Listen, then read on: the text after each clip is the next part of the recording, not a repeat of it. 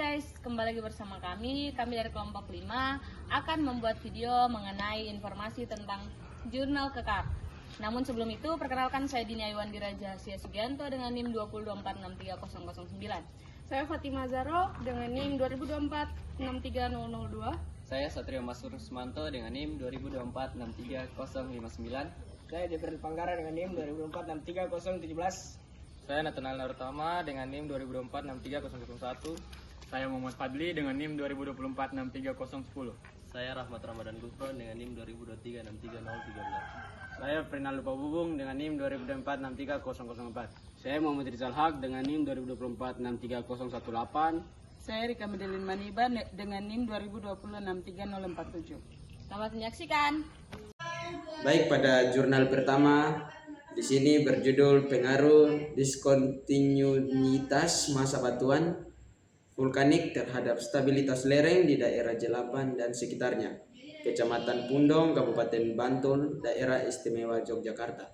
Di sini pada jurnal ini permasalahan yang terjadi adalah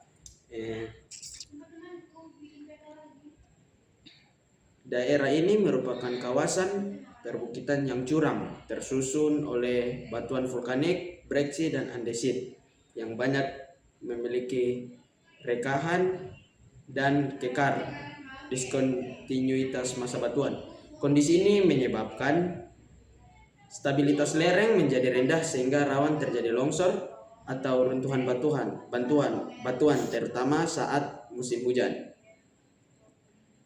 Permasalahannya ada juga banyaknya retakan pada batuan vulkanik penyebab massa batuan yang mudah lepas dan menurunkan stabilitas lereng. Kemudian struktur geologi aktif dan morfologi curam memperbesar potensi gerakan massa batuan. Kemudian belum ada analisis mendalam mengenai beberapa besar pengaruh diskontinuitas batuan terhadap stabilitas lereng di wilayah tersebut. Oke, kemudian ada kondisi kekar.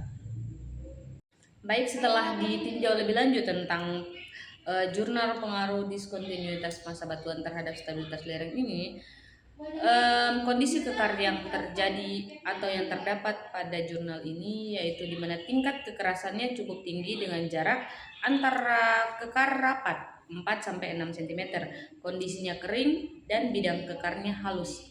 Hal ini mempengaruhi kestabilan lereng batuan vulkanik di daerah penelitiannya. 3.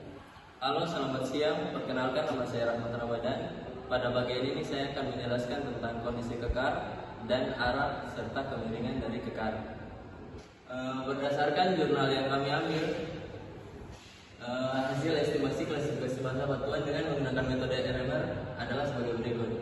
Yang pertama, kuat tegangan aksial dengan besar 369 dan memiliki bobot 15. Yang kedua, frekuensi diskontinuitas per meter panjang dengan besar 19 meter per kekar dengan nilainya 8. RQD dengan nilai 43,37. Yang ketiga, jarak spasi diskontinuitas kekar 4 sampai dengan 6 cm dengan nilai 5.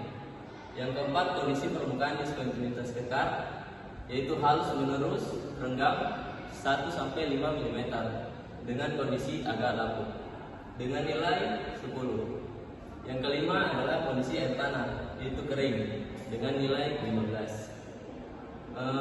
Yang keenam, data penilaian orientasi diskontinuitas kekar untuk kemiringan lereng batuan sedang dengan bobot min 25.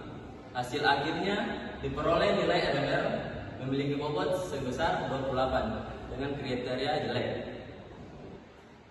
Pada bagian kekar didapati kekarnya sangat rapat dengan jarak antar bidang hanya sekitar 4-6 cm. Yang kedua, permukaan bidang kekar halus dan agak lapuk sehingga gaya gesek antar bidang batuan menjadi lemah. Artinya lereng di batuan tersebut mudah longsor karena batuannya sudah banyak retak dan air mudah masuk ke dalam celah batuan. Yang kedua, arah serta kemiringan dari kekar. Berdasarkan hasil jurnal didapati dua jenis kekar. Dengan kekar pertama memiliki jurus 35 derajat timur dengan kemiringan 66 derajat. Yang kedua memiliki jurus N188 derajat timur dengan kemiringan 65 derajat. Selain itu, bidang kontak antar lava dan reaksi andesit dari lereng tersebut memiliki nilai N170 derajat timur dengan kemiringan 30 derajat. Bidang ini selurus dengan arah kemiringan daripada lerengnya, sehingga jika terjadi longsoran, jika terjadi hujan atau tekanan tambahan dari luar, maka batuan cenderung meluncur mengikuti bidang retakan tersebut. Fenomena ini disebut dengan runtuhan planar, yaitu jenis longsoran di mana batuan bergerak mengikuti bidang kekar yang miring. Sekian, terima kasih. Sudah. Semua, di video kali ini saya akan menjelaskan ringkasan jurnal berjudul Identifikasi Karakteristik Kekar Batu Bara Lapisan Batu Bara di berbasis pengamatan singkapan, koreksi data log sonik dan kualitas massa batuan (RQD) yang ditulis oleh Syarif S. Yuda dan Asep B. Purnama dari Pulisban Teknologi Mineral dan Batubara pada tahun 2019. Penelitian ini dilaksanakan di daerah Macang Sakti, Musi Bayu, Wasin, Sumatera Selatan, tepatnya di konsensi pertambangan PT Astaka Dodol. Tujuan utama dari penelitian ini adalah untuk mengetahui karakteristik kekar batu bara di lapisan batu bara serta melihat hubungan antara kekar yang ada di permukaan dan bawah permukaan melalui data log sonik dan nilai RQD atau Rock Quality Designation. Nah, permasalahan yang diangkat dalam jurnal ini yaitu masih minimnya data tentang kekar batu bara di daerah tersebut. Padahal kekar sangat penting dalam proses gasifikasi batu bara bawah permukaan. Kekar berpengaruh terhadap porositas, permeabilitas, serta kualitas massa batuan yang menentukan keberhasilan proses gasifikasi. Nah, di sini saya akan membacakan tentang kondisi kekar. Kondisi kekar yang ditemukan di lapangan menunjukkan bahwa jenis kekar yang berkembang adalah kekar endonik, yaitu kekar yang terbentuk secara alami di lapisan batu bara. Frekuensi kekar muka yang diteramati sekitar 10-20 kekar per 2 meter persegi. Antara 10-20 kekar persegi itu ada jarak, yaitu antara kekar 4-20 cm dan bukan kekar sekitar 1-3 mm. Nilai RQD yang diperoleh dari hasil pengeboran menunjukkan kualitas massa batuan mulai dari sangat buruk hingga sedang, yaitu berkisar antara 6,7% sampai 62%. Lapisan batu bara ini menandakan bahwa lapisan batu bara D memiliki banyak kekar sehingga kualitasnya massa batunya termasuk yang jelek. Untuk arah jurus atau strike kekar batu bara berada pada 245 derajat sampai 275 derajat, berada di dengan arah NNE sampai WSW, yang artinya utara timur laut hingga barat barat daya. Untuk kemiringan atau dip kekar batu bara berada pada kisaran 70 derajat hingga 80 derajat yang relatif tegak lurus terhadap bidang perlapisan. Nah, hal tersebut merupakan ciri khas dari kekar endogenik. Kekar endogenik itu apa sih? Kekar endogenik adalah retakan atau rekan pada batuan yang terbentuk akibat pengaruh tenaga endogen dari dalam bumi, seperti tekanan atau tarikan tanpa mengalami perpindahan tempat yang signifikan. Hasil analisis log sonik juga memperkuat data lapangan pada lapisan batu bara. Kurva log sonik menunjukkan gelombang yang naik turun, sedangkan pada batuan lain relatif konstan. Ini menandakan bahwa di lapisan batu bara terdapat banyak kekar yang mempengaruhi porositas dan kecepatan rambat gelombang suara. Nah, dari seluruh hasil penelitian dapat disimpulkan bahwa lapisan batu bara Jadi, di daerah Mancang Sakti memiliki karakteristik kekar yang cukup dominan, dengan arah dan kemiringan yang jelas, serta frekuensi kekar yang tinggi. Kondisi ini berdampak pada nilai RKD yang rendah, dan hal ini penting untuk dipertimbangkan dalam kegiatan eksplorasi maupun pengembangan gasifikasi batubara bawah permukaan. Sekian penjelasan dari kami tentang jurnal ini. Terima kasih sudah menonton. Halo semua, di sini kami akan menjelaskan sedikit tentang jurnal yang kami dapat dengan judul Kajian Kestabilan Lereng Batuan menggunakan klasifikasi massa batuan, metode elemen hingga, dan analisis batuan jatuh. Langsung saja saya akan membahas sedikit tentang permasalahan pada jurnal tersebut, di mana yang pertama permasalahannya yaitu pemotongan massa batuan menyebabkan munculnya dan terbentuknya bidang-bidang kekar. Kemudian yang kedua itu ada kondisi dan orientasi kekar berbeda pada setiap segmen lereng sehingga mempengaruhi kestabilan. Kemudian yang ketiga itu ada kombinasi kekar tertentu yang membentuk bidang gelincir dan menyebabkan potensi longsoran membaji. Jadi kesimpulannya yaitu dalam jurnal ini permasalahan kekar terletak pada kehadiran orientasi, jumlah, dan kondisi fisik bidang kekar yang berbeda di setiap segmen lereng, sehingga menyebabkan perbedaan tingkat kestabilan lereng dan potensi longsoran. Pada beberapa segmen kekar yang rapat dan berisi material lemah menjadi penyebab utama penurunan kestabilan massa batuan. Oke, sekian. Itu adalah beberapa permasalahan di dalam jurnal tersebut.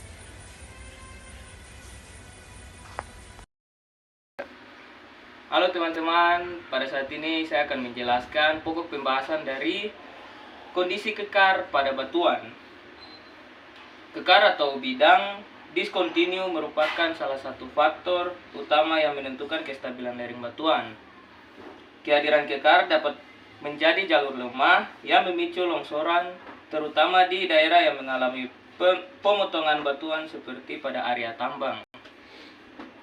Penelitian ini dilakukan di Kuari Andesit, PT Widaka Indonesia, Kecamatan Jelekong, Kabupaten Bandung. Batuan penyusun lereng berupa andesit masif yang memiliki banyak bidang kekar atau setting joints. Sebanyak 231 bidang kekar diukur dan dianalisis untuk mengetahui karakter dan orientasinya terhadap kestabilan lereng. Lereng dibagi menjadi 3 segmen. Segmen yang pertama itu SC1.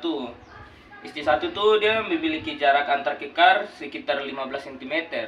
Kalau SC2 dia memiliki jarak yang lebih rapat. Dia sekitar hanya 5 cm. Terus yang SC3 itu sekitar 17 cm. Bidang kekar umumnya kasar dengan panjang kurang dari 3 meter dan sebagian besar tidak memiliki material pengisi, kecuali pada segmen 2 SC2 yang berisi lempeng halus akibat pelapukan. Hasil analisis menunjukkan bahwa pada segmen SC1 dan SC3 orientasi kekar saling berpotongan dan berpotensi menimbulkan longsoran membaji. Sementara itu, segmen SC2 dinilai lebih stabil karena arah kekarnya tidak membentuk bidang gelincir. Meskipun terdapat potensi longsor kecil, hasil simulasi dengan metode elemen hingga menunjukkan bahwa sebuah lereng masih dalam kondisi stabil dengan pergeseran maksimum hanya sekitar 34 mm. Jadi kesimpulannya yang saya ambil itu kondisi kekar sangat berpengaruh terhadap kestabilan lereng. Namun dalam penelitian ini kualitas batuan yang kuat serta orientasi kekar yang stabil membuat lereng itu tetap aman. Pemahaman terhadap kekar batuan menjadi kunci penting dalam menjaga keselamatan dan berkelanjutan aktivitas tambang. Sekian, terima kasih. Teman-teman, di sini saya akan menjelaskan tentang strike dan dip pada kekar batuan. Strike dan dip merupakan dua parameter penting dalam memahami orientasi kekar batuan. Strike menunjukkan arah jurus bidang kekar terhadap utara, sedangkan dip menunjukkan besar sudut dan arah kemiringan bidang tersebut terhadap bidang horizontal. Dalam penelitian ini, pengukuran strike dan dip dilakukan menggunakan metode skyline di lereng Kuari Andesit milik PT Widaka Indonesia, Kecamatan Jelekong, Kabupaten Bandung. Hasil pengukuran kemudian dianalisis dengan Streonet untuk menentukan pola kekar dan potensi arah longsoran. Lereng penelitian dibagi menjadi 3 segmen, yaitu SC1, SC2, dan SC3. Pada segmen SC1, bidang kekar memiliki arah jurus antara 110 hingga 165 derajat dengan kemiringan 50 hingga 80 derajat. Orientasi ini menunjukkan adanya dua set kekar yang saling berpotongan yang berpotensi menimbulkan longsoran membaji karena membuka ke arah lereng. Pada segmen SC2, kekar memiliki arah jurus sekitar 223 derajat dengan kemiringan 61 derajat. Arah ini relatif menjauhi muka lereng sehingga kondisi lereng tergolong stabil dan tidak menunjukkan potensi longsor. Sedangkan pada segmen SC3, bidang kekar memiliki arah jurus sekitar 122 derajat dengan kemiringan 6 hingga 8 derajat. Orientasi tersebut dapat menghasilkan potensi longsoran membaji kecil, namun hasil simulasi menunjukkan lereng tetap stabil. Dari hasil tersebut, dapat disimpulkan bahwa orientasi strike dan dip kekar sangat berperan dalam menentukan kestabilan lereng batuan. Kombinasi arah kekar yang berpotongan menjadi faktor utama terbentuknya bidang gelincir, sedangkan kekar dengan orientasi menjauhi lereng justru memberikan kestabilan yang lebih tinggi. Dengan demikian, pemahaman tentang strike dan dip kekar tidak hanya penting untuk analisis geotektonik, tetapi juga menjadi dasar utama dalam perencanaan desain lereng yang aman pada kegiatan tambang. Mungkin itu saja dari saya tentang pemahaman strike dan dip. Sampai jumpa di video selanjutnya. Bye-bye.